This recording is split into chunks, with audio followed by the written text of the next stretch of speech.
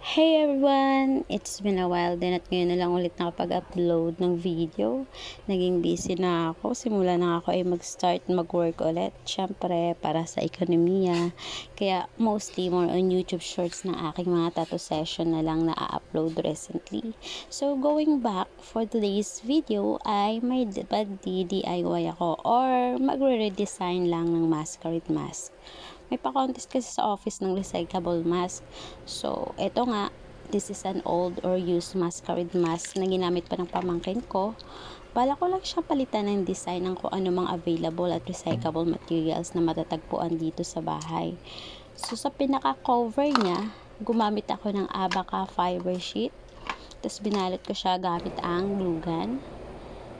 Then, bala ko na lang ding gumawa ng mga flowers made of Coca-Cola plastic bottle. Uy, may tutorial pala ako nito. If gusto nyo panoorin, I'll put the link on the description box.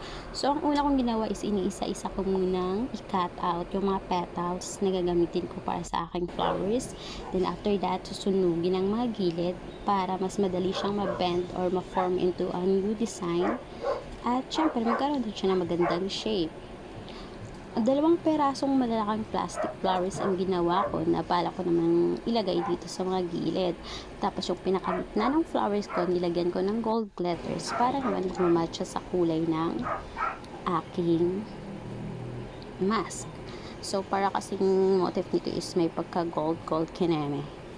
So, yun nga, gumawa rin ako ng 4 pang maliliit na kinalat ko naman siya sa ibang bahagi or ibang space ng mask.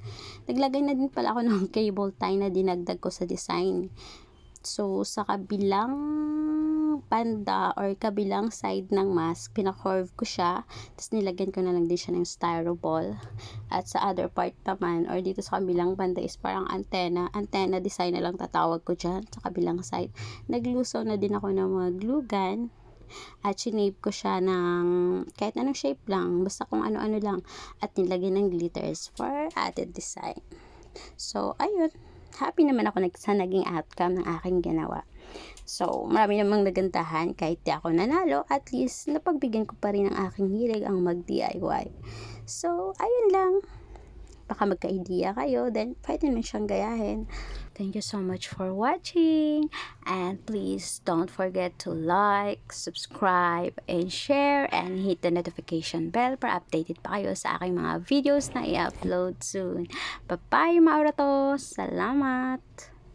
Please subscribe to my channel at kung subscriber ka na, please keep watching on my videos. Thank you!